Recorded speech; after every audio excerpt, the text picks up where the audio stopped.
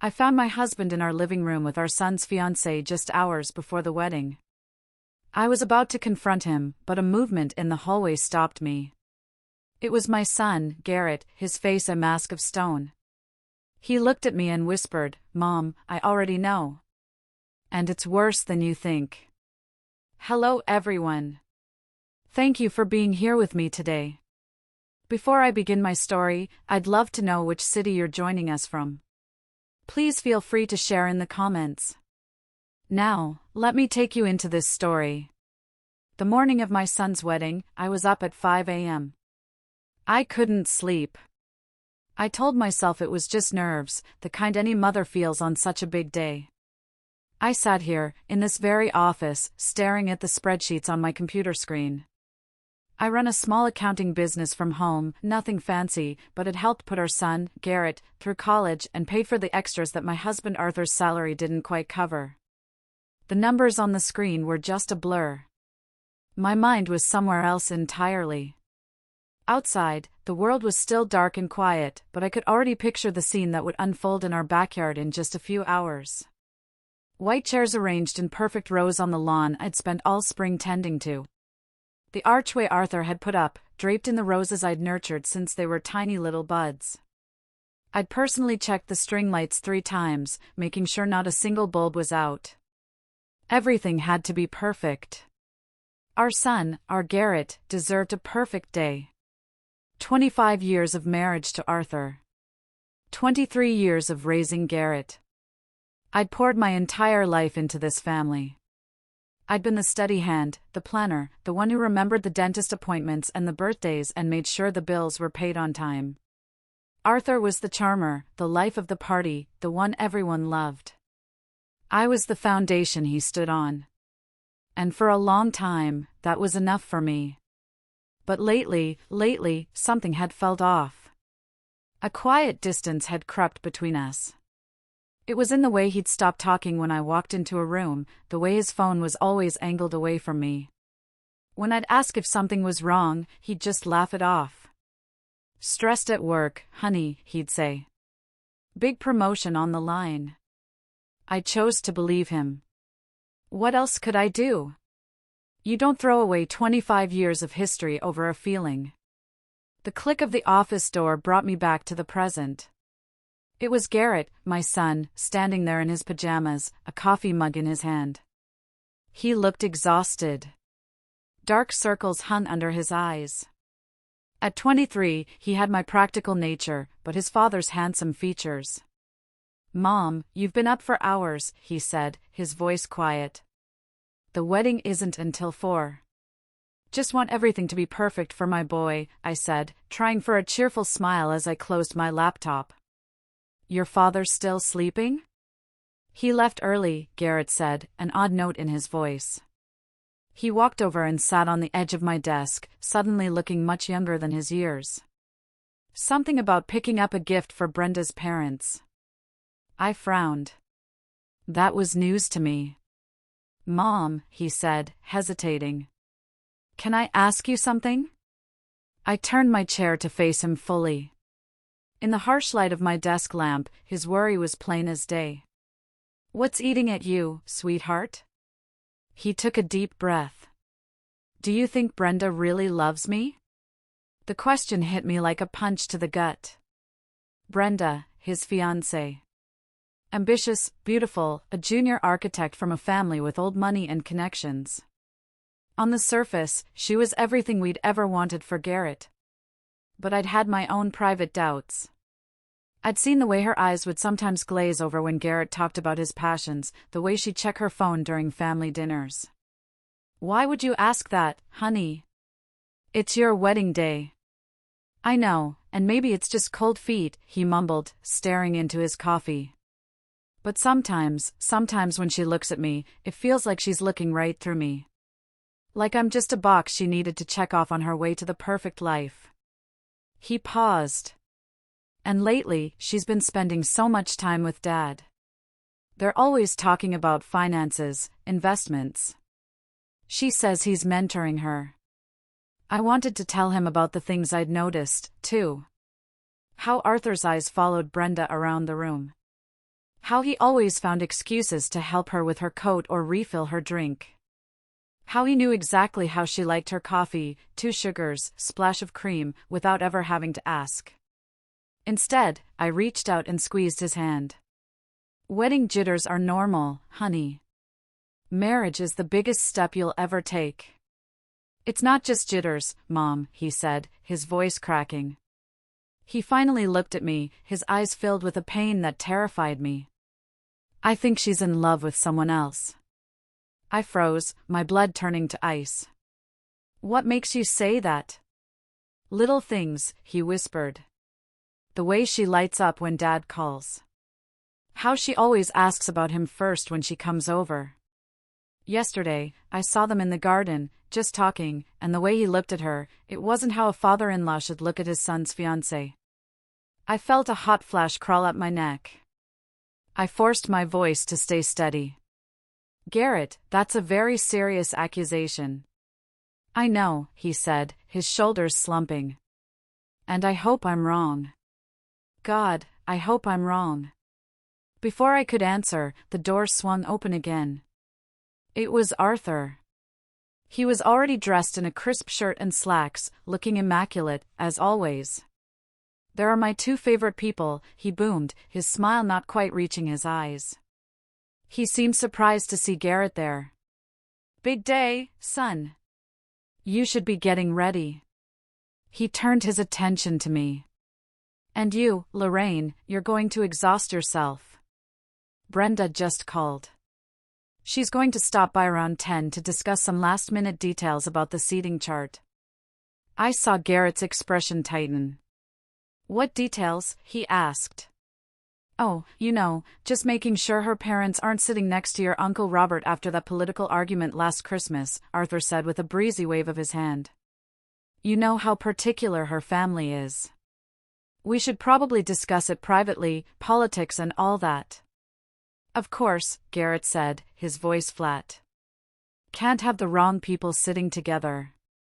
The tension in the room was thick enough to cut with a knife. I watched my husband and my son, and I knew, deep in my gut, that Garrett wasn't wrong. Something was terribly, horribly wrong. After Arthur and Garrett left my office, a cold dread settled over me. I was supposed to have a final call with the caterer at 10:30, a call I had been planning for weeks. I picked up the phone, my hand trembling slightly, and called them. I told them I had a family emergency and needed to reschedule. It was a lie. The truth was, I had cleared my entire morning. I couldn't shake Garrett's words, or the sick feeling Arthur's fake cheerfulness had given me. Something was happening in my house today, and for the first time in 25 years, I intended to find out what it was. I spent the next 2 hours pretending to be busy. I tidied up the kitchen, which was already spotless. I rearranged the floral centerpieces on the dining room table. Every sound made me jump. Every passing car made my heart hammer against my ribs.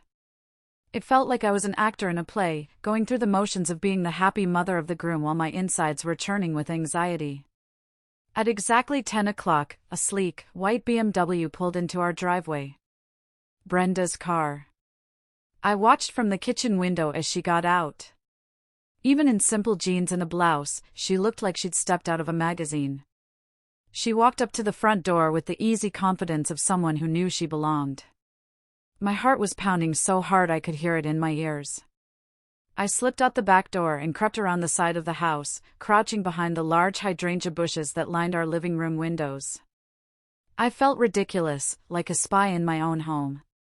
But the need to know, the need to either confirm my fears or put them to rest, was overwhelming. Through the large bay window, I could see them. Arthur had let her in, and they were standing by the fireplace, the spot where we took family photos every Christmas. He was handing her a drink. I couldn't hear their words, but their body language spoke volumes. They were standing close, too close. His hand was resting on the small of her back. It was a casual gesture, one that could be easily explained away, but it lingered there just a second too long. My hands clenched into fists, my nails digging into my palms. 25 years. We had built a life in this house. We had read bedtime stories to Garrett on that very couch. We had hosted countless family holidays in that room. And now, my husband was standing there, caressing another woman, our son's fiancée, on our son's wedding day.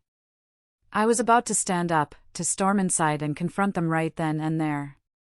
I didn't care about the scene. I didn't care about the wedding. All I cared about was the searing betrayal I was witnessing. But then, I noticed a movement in the upstairs hallway, a shadow in the reflection on the glass. I looked closer. It was Garrett. He was standing at the top of the stairs, hidden in the shadows, watching them too. The sight of him, so still and broken, stopped me in my tracks. This wasn't just my pain. It was his. Downstairs, things had escalated. Brenda's hand was now on Arthur's chest. She was leaning into him, her head tilted back, a smile playing on her lips. She said something, and he laughed. It was a sound I hadn't heard from him in years. Light, genuine, happy. The way he used to laugh with me, back when we were young and everything felt possible. In that moment, I watched my husband transform into someone I didn't recognize. Someone alive in a way he hadn't been with me for a very, very long time. Then his hands were in her hair, and they were kissing. It wasn't a quick peck. It was a deep, passionate kiss, the kind you see in movies. My vision went red. A roar filled my ears. I took a step toward the house, ready to tear the door off its hinges, ready to scream until my lungs gave out. And then a hand grabbed my arm. I spun around, my heart leaping into my throat. It was Garrett. He had slipped out of the house and come to find me. His face was pale, ashen, but his eyes were blazing with a cold, hard determination I had never seen before. "Mom, don't," he whispered, his voice tight. "Not yet." "Garrett, this is," I choked on the words. I couldn't even say it. "I know what it is," he said, his voice steady, though I could see his hands were shaking. "Mom, I've known for weeks." "Weeks?" The word came out as a strangled whisper. I stared at my son, the boy I had raised, who now looked at me with the eyes of a man who had seen too much. We were still crouched behind the hydrangeas, the beautiful flowers I'd been so proud of now serving as a blind for our family's destruction. Inside the house, my husband and my son's fiancée had moved from the fireplace to the couch. I couldn't bear to look. I didn't want to believe it at first, Garrett said, his voice low and urgent. I kept making excuses for them. "He's just being friendly. She's just nervous about joining the family." But it kept happening. The lingering looks, the private conversations, the way she lit up whenever he was around. He corrected himself, the slip of the tongue a painful reminder of a life that no longer existed. He was supposed to be getting a new mother figure, not a rival. "I mean Brenda. Why didn't you tell me?" I asked, my voice trembling with a mixture of shock and a strange, protective anger. He shouldn't have had to carry this alone. "Because I needed proof," he said, his jaw tight. And because, he looked at me, his eyes far older than his 23 years, I wanted to give them enough rope to hang themselves. He pulled out his phone, his hands shaking slightly as he tapped the screen. "I hired someone," he confessed. "You what?" "I'm not stupid, Mom. After I saw them having lunch together a month ago, a lunch Dad told me was a business meeting, and she told me was a shopping trip with her friends, I knew I wasn't crazy. I needed to know the truth." He handed me the phone. "I hired an investigator." My breath hitched. "An investigator?" "Garrett, the money." "Don't worry about the money," he said grimly. "It was worth every penny." The first photo on the screen showed Arthur and Brenda entering the Riverside Hotel downtown. The timestamp read 3 weeks ago, on a Tuesday afternoon when Arthur was supposedly at a regional sales conference. The second photo showed them leaving together 2 hours later, looking flushed and disheveled. There are 17 different occasions, Garrett said quietly as I scrolled through a gallery of betrayal. Photos of them at dimly lit restaurants across town. Photos of them in a private parking garage, pressed against the side of Arthur's car. Photos of them laughing, holding hands, living a completely different life behind our backs. I felt sick. The sheer scale of the deception was breathtaking. This wasn't a one-time mistake. This was a calculated, long-term affair. I started to stand up again, a fresh wave of rage washing over me. "We're going to stop this," I said, my voice like steel. "Right now." No, Garrett's voice was sharp, pulling me back down. "Mom, trust me. I have a plan." "A plan?" "Garrett, this is insane. We can't just let the wedding." "We absolutely can," he interrupted, his voice carrying an authority I'd never heard before. "And we will." "Mom, think about it. If we confront them now, what happens?" "They'll deny it. They'll twist it. Dad will say you're being hysterical, that you're misinterpreting things. Brenda will cry and play the victim. They'll turn it all around on us." He was right. I could already hear Arthur's smooth, placating voice, "Lorraine, you're overreacting. She's a nervous young woman, and I was just offering her some fatherly advice." "So what are you suggesting?" I whispered, my anger giving way to a cold, terrifying clarity. Garrett's smile was a chilling, unfamiliar thing. "Public humiliation," he said, the words hanging in the air between us. "Complete and total destruction of their reputations. Legal consequences. We don't just end this, Mom. We make sure they can never, ever do this to anyone again." I stared at my son. When had he become so calculating, so ruthless? Then I looked back through the window. I saw my husband, the man I had loved and trusted for a quarter of a century, begin to unbutton Brenda's blouse on the couch where we had built our family. And in that moment, I knew. The woman I used to be, the forgiving, understanding wife, was gone. She had died right there, in the dirt, behind the flowers she had so carefully planted. "Tell me the plan," I said. That evening was one of the strangest of my life. Arthur came home acting like nothing had happened, asking about the final arrangements with the caterer.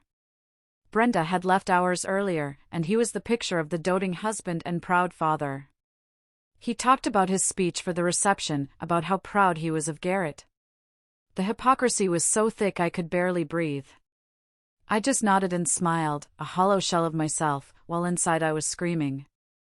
After Arthur went to bed, Garrett and I met in my office. The door was locked. The blinds were drawn. It felt like a war room, and in many ways, it was. Spread across my desk were the beginnings of an evidence file that would make a prosecutor weep with joy. "Talk to me about this investigator," I said, studying a surveillance photo that made my stomach churn. "Her name is Beverly," Garrett said. "Beverly Reed." The name hit me like a splash of cold water. "Beverly? My sister, Beverly?" Garrett nodded. I didn't know who else to call. I knew she was a cop for 20 years before she retired and started her own PI business. I knew she was smart, and I knew she would be discreet. He looked at me, a little sheepish. I also knew she never really liked Dad. I let out a short, sharp laugh that sounded more like a sob. "My younger sister, Beverly. We were close, but I hadn't told her about the growing distance with Arthur. I'd been too proud, too ashamed to admit my marriage might be failing. I called her," I said, my voice thick with emotion. Beverly picked up on the second ring. "Lorraine? It's past midnight. Is everything okay?" "No, Bev. Nothing is okay." And then, the dam broke. I told her everything. What Garrett had suspected, what we had seen that morning, the photos. I cried, ugly, gasping sobs, for the first time all day. She listened patiently, her voice calm and steady on the other end of the line. There was no shock, no surprise. Just a grim acceptance. "I'm not surprised, Lori," she said softly when I was finished. "I've seen the way he looks at that girl. I was hoping I was wrong." "Garrett told me about the photos," I said, wiping my eyes.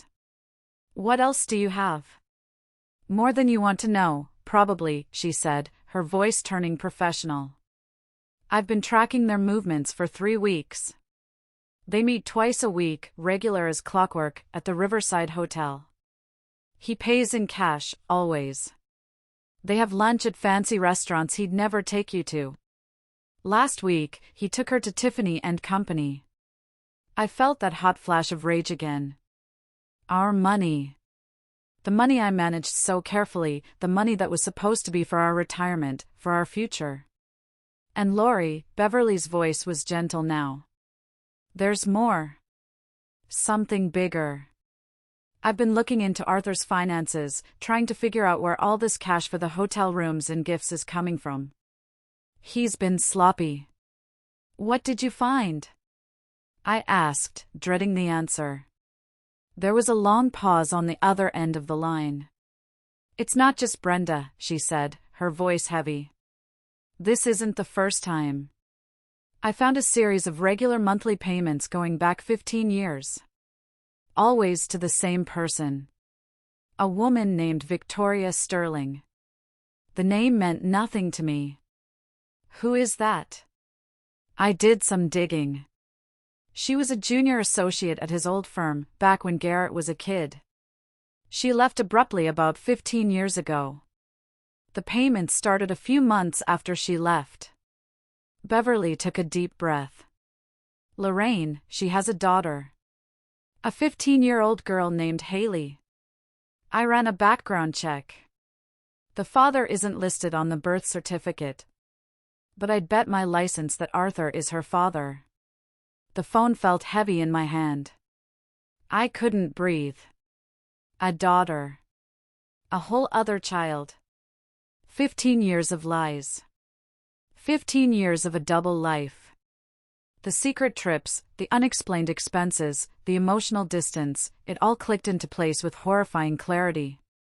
"I have to know for sure, Bev," I whispered. "I know," she said. "I'll handle it. But Lori, you need to be prepared. When this comes out, it's going to be a nuclear bomb." "I know," I said, my voice cold and hard. "That's exactly what we're counting on." The 24 hours leading up to the wedding were a blur of calculated deception. I moved through the preparations like a ghost, my body on autopilot while my mind raced. I smiled at relatives, I approved the final seating chart with the wedding planner, I even helped Arthur with his tie, my fingers brushing against the silk fabric while I imagined tightening it around his neck. Every interaction was a performance. Every polite word was a lie. Beverly worked quickly. She was a professional, and this was now personal. She told me she had a contact at a private lab. "It's a long shot, Lori, but if we can get a clean DNA sample from Arthur, we can get a preliminary, non-legal comparison against a sample from the girl." That night, after Arthur was asleep, snoring softly beside me in the bed we had shared for a quarter of a century, I crept out of the room. My heart pounded with every creak of the floorboards. I went into the bathroom and took his toothbrush from its holder. My hand was shaking so much I almost dropped it. It felt like the ultimate violation, but what was this compared to the violations he had committed against me, against our family? I placed it carefully in a plastic bag and left it in the mailbox for Beverly to pick up before dawn. The next day, while the house buzzed with the chaotic energy of florists and photographers, Beverly called. "I've got more on the money," she said, her voice grim. "It's worse than we thought." We met in my car, parked down the street from the house, the only place I felt safe to talk. She opened a laptop and turned it towards me. On the screen was a spreadsheet, a dizzying array of numbers and dates. "I did a full workup on your joint accounts, your retirement funds, everything," she said, pointing to a highlighted column. "Look at the pattern. For years, Arthur has been making regular cash withdrawals. Small amounts, 500 here, 700 there. Never more than 1,000 at a time. Always from different branches. I thought that was for his hobby, I said numbly. He'd always told me he was investing in rare coins, something that required cash transactions. Another lie. His hobby was named Brenda, Beverly said dryly. He used the cash for the hotel rooms, the expensive dinners, the gifts. That Tiffany's necklace? He paid for half of it in cash. But that's not the worst part. She clicked on another tab. He's been borrowing against your 401k. I stared at the screen. There it was, in black and white. A series of loans taken out against the retirement account I had so diligently contributed to from my own small business. The account that was supposed to be our safety net, our security for old age. He had drained nearly $60,000 from it over the past 18 months. How? I whispered. He would have needed my signature. He forged it, Beverly said quietly. I compared the signature on the loan documents to your signature on your tax filings. It's a good forgery, but it's not yours. I felt a wave of nausea. This went beyond cheating. This was theft. He wasn't just breaking my heart, he was systematically dismantling our future, piece by piece, to fund his sordid affair. He was stealing from me, from the college fund we'd built, from the life we were supposed to share. He was gambling with my entire future. And Brenda? I asked, my voice barely audible. She's no innocent victim, Beverly said, her eyes hard. I'll get to her. But first, there's something else. She hesitated, then handed me a large manila envelope. The preliminary DNA results came back this morning. My hands began to shake as I opened it. I scanned the page, the scientific jargon blurring together until I found the conclusion at the bottom of the page. Probability of paternity, 99.999%. I stared at the words until they burned into my memory. Haley Sterling was Arthur's daughter. 15 years. 15 years of loving him, trusting him, building a life with him, while he had another child, another family, hidden in the shadows. I leaned my head against the steering wheel, the leather cool against my hot forehead. I didn't cry. I was beyond tears. A strange, terrifying calm settled over me. The grief was still there, a massive, gaping wound in my chest. But now, it was accompanied by something else.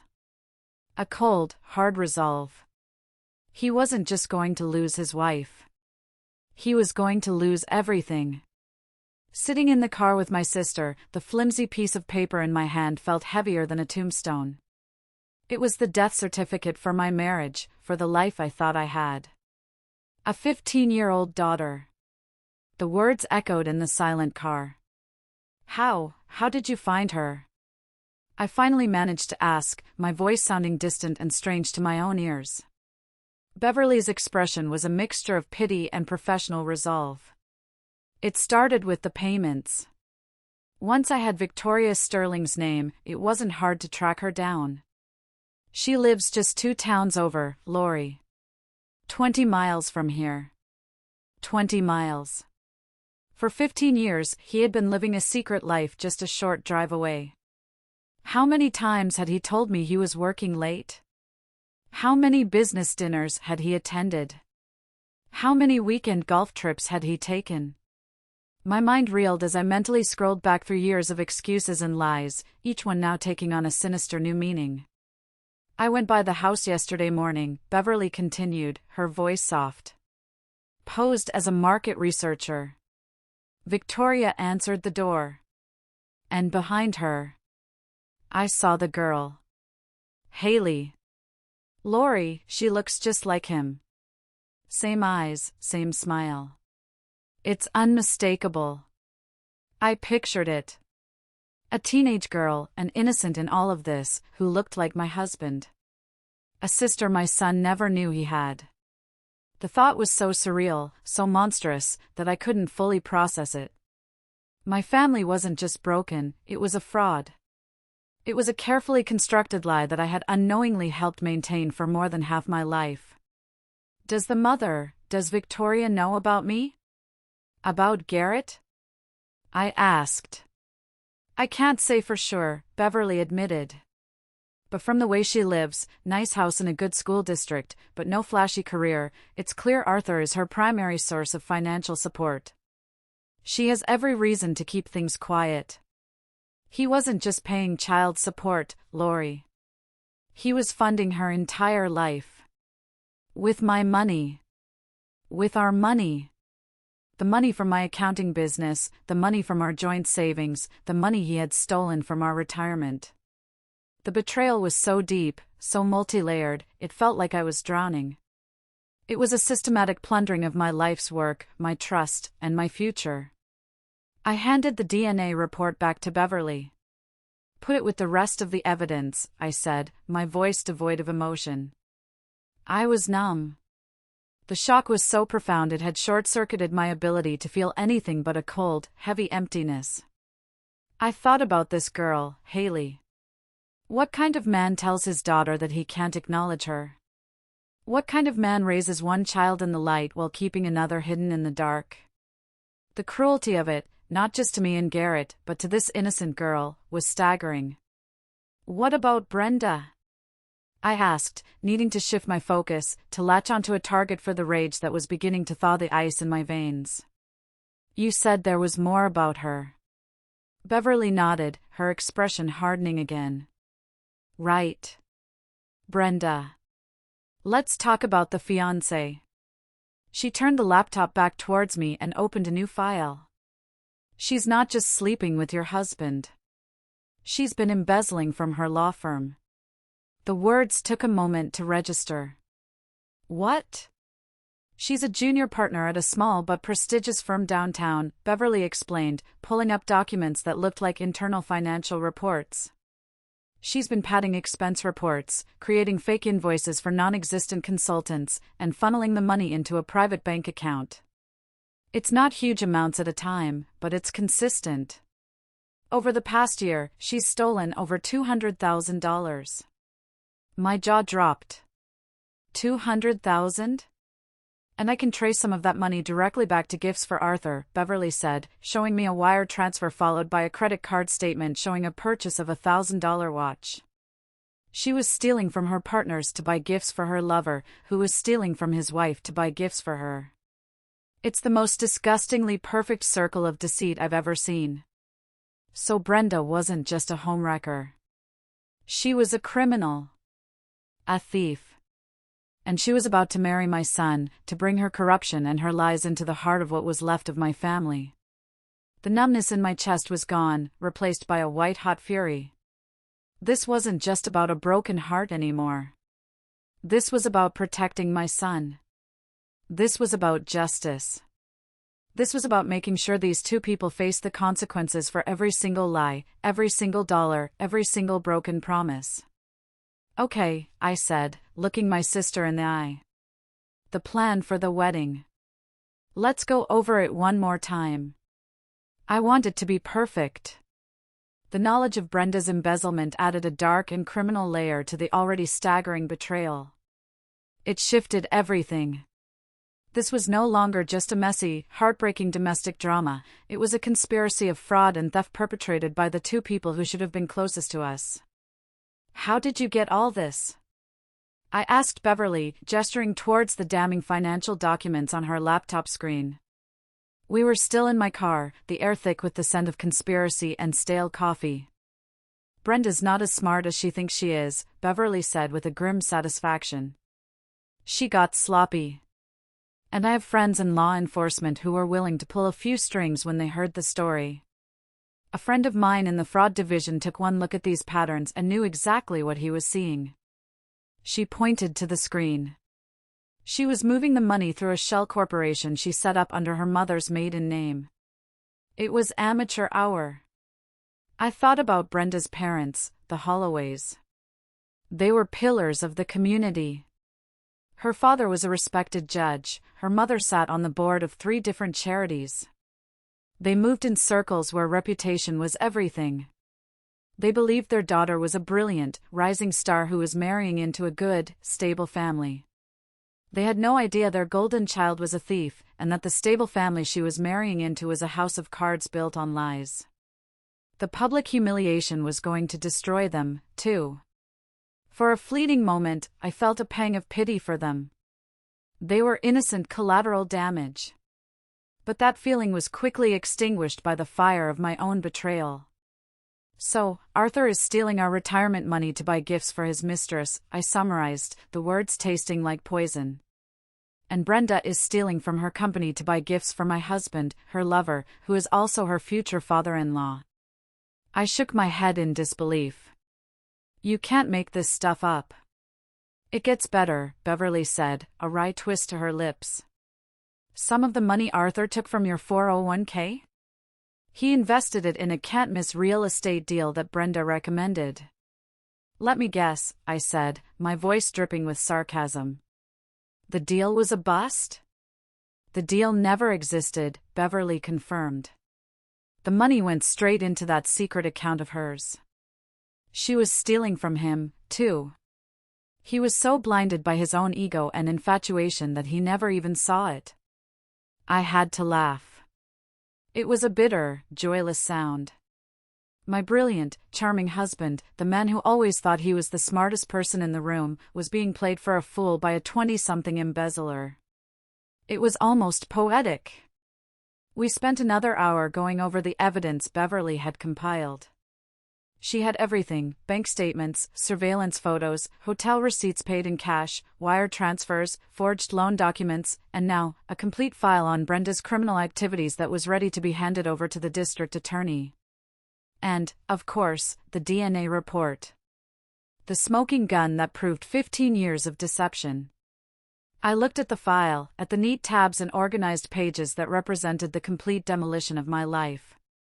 25 years of marriage, reduced to a stack of incriminating documents on the passenger seat of my car. Suddenly, a wave of exhaustion washed over me, so profound it felt like a physical weight pressing down on my chest. "Bev, can we do this?" I whispered. "Can we really stand up in front of 300 people and do this to them? To our family?" Beverly reached over and put her hand on my arm. Her grip was firm, grounding. "Lori, listen to me," she said, her voice serious. "What choice do you have? If you confront them privately, they will lie. They will manipulate you. They will turn Garrett against you. They will deny until you start to think you're the crazy one. I've seen it 100 times." She was right. I knew she was right. Arthur was a master manipulator. He could charm his way out of anything. "This way," she continued, "there is no escape. There is no room for lies. There is only the truth, presented in front of everyone they have ever tried to impress. It's not just about revenge, Lori. It's about consequences. Brenda needs to go to jail. Arthur needs to be held accountable, not just for the affairs, but for the financial fraud he's committed against you. This is the only way to make sure the lies stop, for good." I took a deep breath, the stale air of the car filling my lungs. I thought of Garrett, his pale, determined face. I thought of Haley, the daughter I never knew. I thought of the 25 years I had given to a man who had been lying to me from the very beginning. "You're right," I said, my voice clear and steady again. "It's the only way." I started the car. "Let's go. We have a wedding to prepare for." The final hours before the wedding were the most surreal of my life. I went back into the house and resumed my role as the calm, happy mother of the groom. I felt a strange sense of detachment, as if I were watching a movie of my own life. I saw myself laughing with my cousins, complimenting my sister-in-law on her dress, and reassuring the caterer that everything looked wonderful. On the inside, I was a coiled spring of tension and grief, but on the outside, I was the picture of maternal pride. Arthur was in his element, working the crowd of early arrivals, accepting congratulations with a broad, confident smile. He pulled me aside at one point, his arm wrapping around my waist. "You look beautiful, Lorraine," he said, his voice a low murmur in my ear. "Isn't this a perfect day?" I looked up at him, into the eyes of the man I had loved for more than half my life, and felt nothing but a cold, empty void. I smiled back. "Perfect," I said. My son, Garrett, was a mirror of my own forced composure. He greeted his friends, posed for photos with his groomsmen, and played his part flawlessly. But whenever his eyes met mine across the crowded lawn, I could see the same steel resolve reflected there. We were in this together. We were soldiers waiting for the signal to attack. The plan was simple, and Beverly had rehearsed it with us until we knew it by heart. She had arrived early, disguised as a member of the catering staff, her professional audio-visual equipment hidden in plain sight.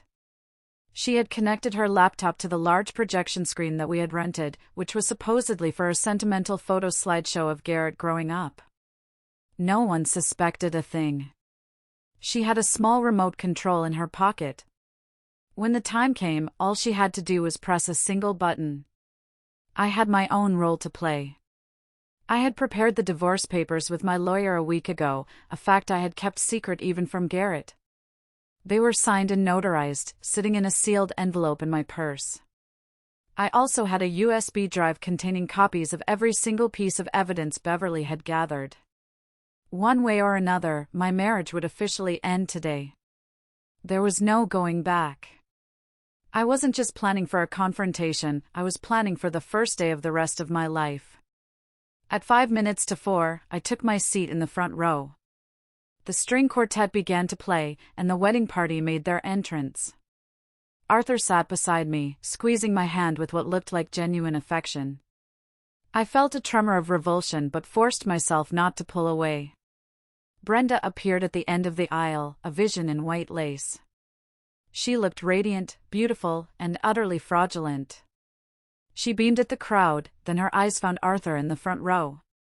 For a split second, a look passed between them, a look of shared secrets, of triumphant conspiracy. They thought they had won. They thought they were just minutes away from cementing their perfect, deceitful future. Garrett stood at the altar, his face an unreadable mask. As Brenda joined him, he took her hand, his expression never wavering. He looked out at the crowd, his eyes scanning the faces until they landed on me. He gave a single, almost imperceptible nod. It was time. The minister began the ceremony with the usual words about love, commitment, and fidelity. The irony was so thick it was almost suffocating. I wondered if Arthur and Brenda were even listening, or if they were already planning their next secret rendezvous. The ceremony proceeded. They exchanged vows they didn't mean, promises they had already broken 100 times over. My stomach churned with every lie that fell from their lips. Finally, the minister reached the critical moment. He smiled benevolently at the crowd. "If anyone here has any reason why these two should not be joined in holy matrimony, speak now or forever hold your peace." A hush fell over the 300 guests. This was it. My heart was hammering against my ribs so hard I thought it might break through. I could feel the eyes of everyone on us. I took a slow, deliberate breath. Then, I stood up. The moment I stood up, a collective gasp rippled through the 300 guests. The air, which had been filled with the gentle strains of the string quartet and the warm afternoon breeze, suddenly became thick and silent. Every head in the backyard turned towards me. I could feel their confusion, their shock, their curiosity, like a physical force. Arthur, sitting beside me, went rigid. "Lorraine, what are you doing?" he hissed, his hand grabbing my arm. "Sit down. You're making a scene." I shook his hand off as if it were a venomous snake. I looked past him, my eyes locking onto my son, Garrett, who stood at the altar, his face pale but resolute. He knew this was coming. We had planned this. Then I looked at Brenda, whose radiant smile had frozen into a mask of confused horror. "I'm sorry, everyone," I said, my voice clear and surprisingly steady. It carried across the silent lawn. "I apologize for the interruption." But I believe the minister asked if there was any reason why this marriage should not proceed. I paused, letting the weight of my words sink in. And I do. I have a reason. A wave of murmurs swept through the crowd. I saw Brenda's father, the judge, starting to rise from his seat, a look of thunderous indignation on his face. "Mrs. Carter, what is the meaning of this?" he boomed.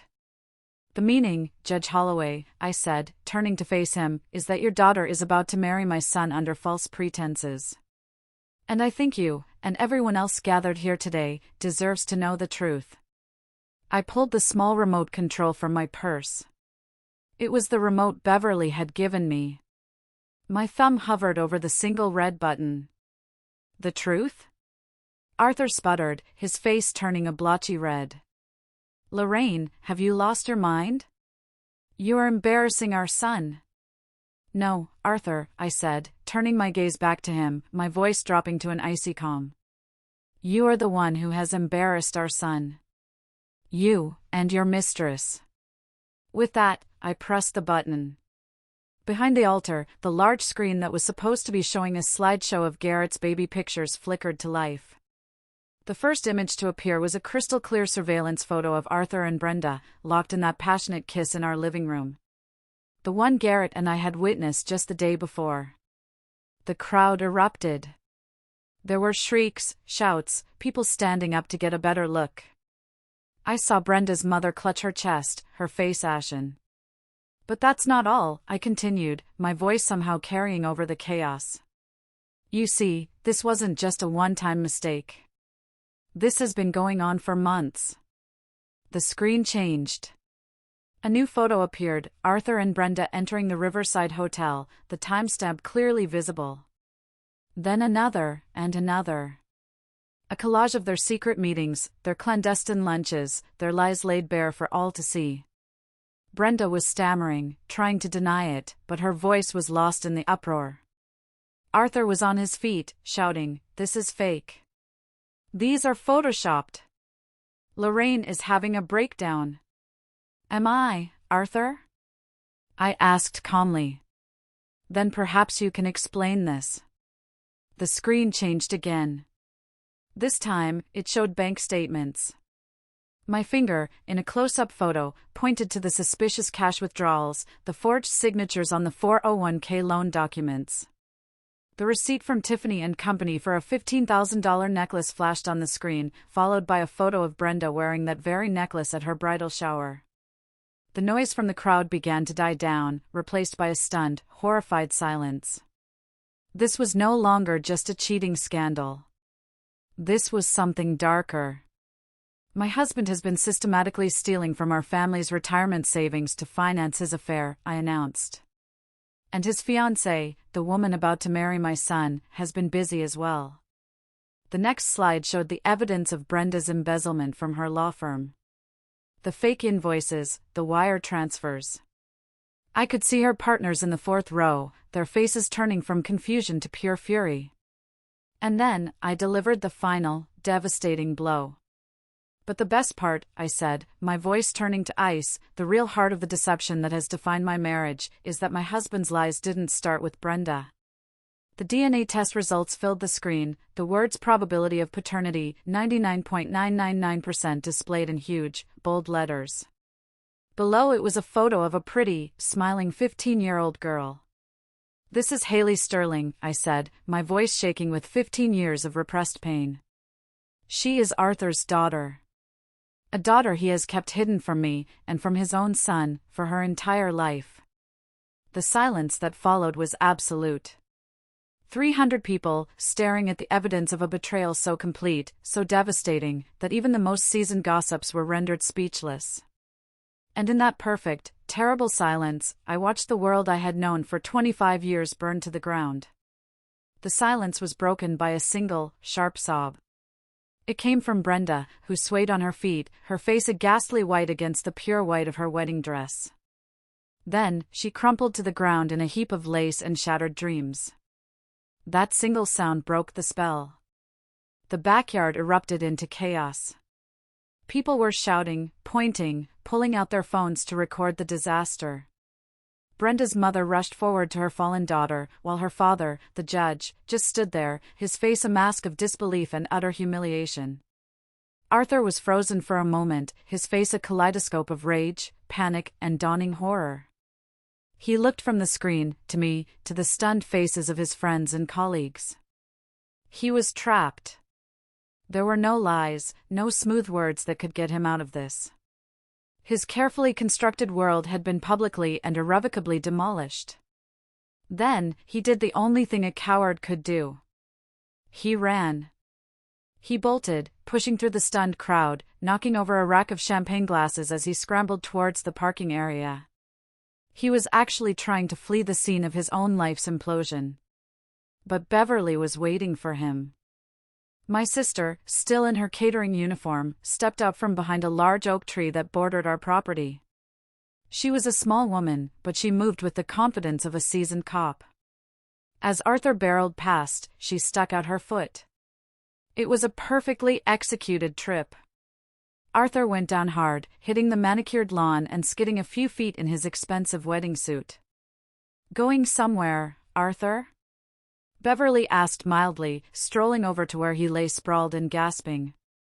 By now, Garrett had left the altar and was by my side. He put a steadying arm around me. Brenda was back on her feet, supported by her weeping mother, and she was pointing a shaking finger at me. You planned this," she shrieked, her voice shrill with hysteria. "You planned this whole thing to ruin my life." "No, Brenda," Garrett said, his voice cold and clear, cutting through her hysterics. "You ruined your own life. You, and him." He gestured towards his father, who was now being helped to his feet by Beverly. "Let me go," Arthur demanded, trying to pull his arm from my sister's firm grasp. "Can't do that, Artie," Beverly said, using a childhood nickname that made him flinch. "You see, I'm a licensed private investigator. And I have reason to believe you've committed multiple felonies, including financial fraud. But don't worry. We're not here to talk about you right now." She looked over his shoulder. "My business is with her." Two uniformed police officers were walking calmly through the parting crowd. They weren't here for Arthur's fraud, that would be a civil matter for my lawyer to handle. They were here for Brenda. "Brenda Holloway?" one of the officers asked, his voice calm but authoritative. Brenda's eyes widened in terror. "No," she whispered. "You are under arrest for suspicion of embezzlement and wire fraud," the officer continued, as his partner took her arms and smoothly clicked handcuffs onto her wrists. The sound of the handcuffs snapping shut was the loudest thing I had ever heard. I watched Brenda's face crumble as she realized this wasn't just public humiliation. This wasn't just a cancelled wedding. This was real. There were going to be real, legal consequences. Her life as she knew it was over. As the police led a sobbing Brenda away, her parents watched in stunned horror.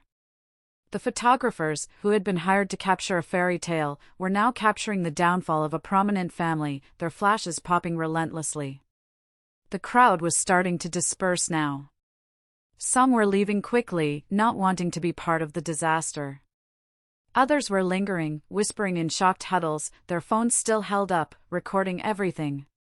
In the midst of the chaos, I finally felt the strength go out of my legs.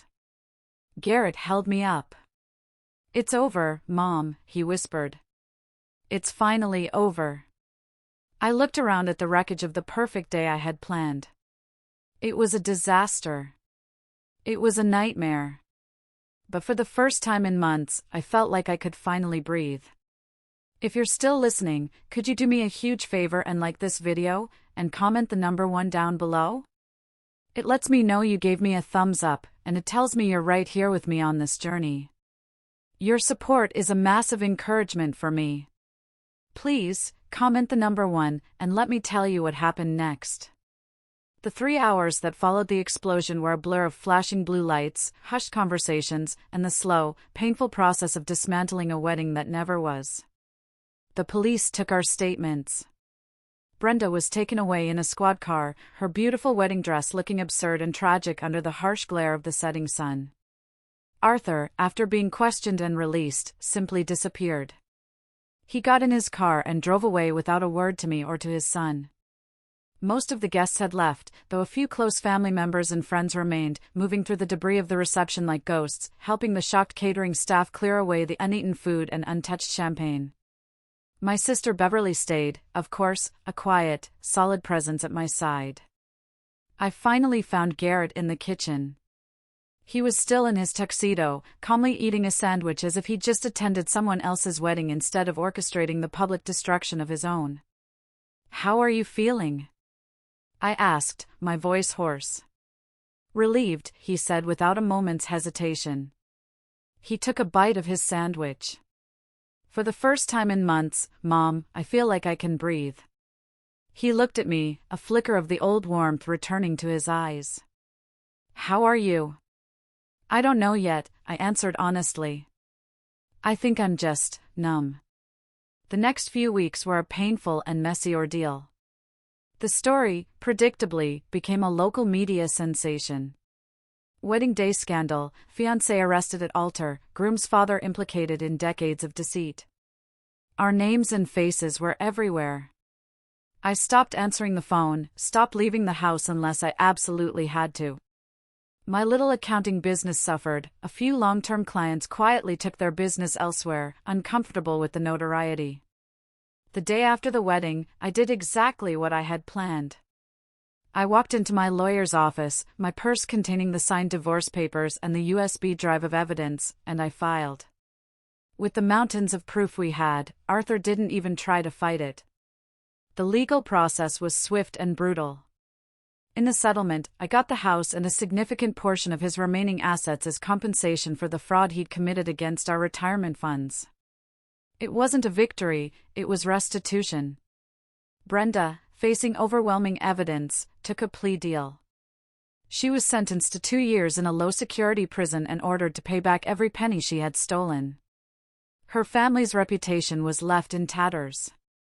Arthur's downfall was quieter but no less complete. He lost his job, his reputation, and the respect of everyone he knew. He moved into a small apartment across town and, from what I heard, rarely showed his face in public. But the most complicated part of the aftermath was Haley. 2 weeks after the wedding, I received a letter. It was from Victoria Sterling, Haley's mother. It was short and to the point. She apologized for the pain her past relationship with Arthur had caused and said that her daughter, Haley, had learned the truth from the news reports and wanted to meet Garrett and me. I sat with that letter for 3 days. What was I supposed to do? This girl was the living embodiment of my husband's greatest betrayal. But she was also an innocent. She hadn't asked for any of this. She was my son's sister. I showed the letter to Garrett.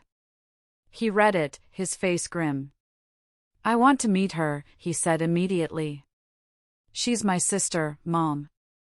She deserves to know her family, or what's left of it." So, I made the call. We arranged to meet at a neutral location, a quiet coffee shop in a town halfway between ours. I was terrified. As we sat waiting for them to arrive, I kept twisting the napkin in my hands into a shredded mess. Then, they walked in. Victoria was a plain, tired-looking woman who seemed to carry the weight of her secrets in the slump of her shoulders. And behind her was Haley. The moment I saw her, my breath caught in my throat. Beverly was right. She had Arthur's eyes. The same dark, intelligent eyes that had first made me fall in love with him all those years ago. She looked scared and uncertain, clutching a book to her chest like a shield. And in that moment, looking at this innocent girl who was a victim in all of this, I knew my anger wasn't with her. It was with him. Always with him. That first meeting with Haley was awkward. Words felt clunky and inadequate. Garrett, bless his heart, did most of the talking. He asked her about school, about the book she was holding, about her life. He didn't ask about Arthur. He just treated her like a person, like a sister he was meeting for the first time. I mostly just watched, trying to reconcile the image of this shy, sweet girl with the monumental lie she represented. Slowly, tentatively, we started to build something new. We met for coffee again, then for lunch. Garrett and Haley started texting, discovering a shared love for old movies and spicy food. I found myself looking forward to seeing her, to hearing about her life. She was bright, and funny, and kind. She was an innocent soul caught in the wreckage caused by our parents. A year passed. Life settled into a new, unfamiliar rhythm. The divorce was finalized. The media storm died down, replaced by newer, fresher scandals. I poured my energy into rebuilding my business, and slowly, my clients started to come back. I sold the big family house, with its backyard full of ghosts, and bought a smaller, more manageable townhouse for myself. It was quiet, it was peaceful, and it was mine. Garrett, after months of therapy to work through the trauma of the betrayal, was thriving. He'd quit his corporate job and gone back to school to pursue his real passion, landscape architecture. He was designing beautiful spaces, creating order and beauty out of dirt and stone, a fitting metaphor for what he was doing with his own life. He was dating a lovely young woman, a librarian who was kind and genuine and looked at him like he was the only person in the world. And Haley. Haley had become a part of our lives. She would come over for dinner every other Sunday. She and Garrett had developed a real, sibling bond, teasing each other and talking for hours. I found myself feeling a fierce, protective love for her. She wasn't a symbol of betrayal anymore. She was just Haley. My son's sister. And in a strange way, a part of my family. One evening, about a year after the wedding I was sitting in the living room of my new home when the doorbell rang. It was Arthur. I hadn't seen him or spoken to him since the day he'd driven away from our ruined reception. He looked diminished. Older, grayer, the confident swagger gone, replaced by a deep-seated weariness. He asked if he could come in. I hesitated, then stepped aside. He told me he was in therapy. He said he was trying to understand why he had done the things he had done. He apologized. He said he was sorry for the lies, for the betrayal, for the pain he had caused me, Garrett, and Haley. I listened, and I knew he meant it. But an apology couldn't erase 25 years of deception. I forgive you, Arthur, I said, and I was surprised to find that I meant it. Not for you. But for me. I can't carry that anger around anymore. It's too heavy. I looked him in the eye. But I will never trust you again. And we can never go back. He nodded, a flicker of tears in his eyes. I know, he whispered. And then he left. That night, as I was getting ready for bed, I found myself thinking about the woman I was a year ago, crouched in the dirt behind the hydrangeas. She was so broken, so lost. I wished I could go back and tell her that it would be okay. That the pain was not the end of the story. The family I had thought I had was a lie. It shattered into a million pieces on that sunny afternoon. But what we built in its place, Garrett, Haley, and me, was smaller, quieter, and imperfect. But it was honest. It was built not on comfortable lies, but on a difficult, painful, and ultimately liberating truth. We had lost everything.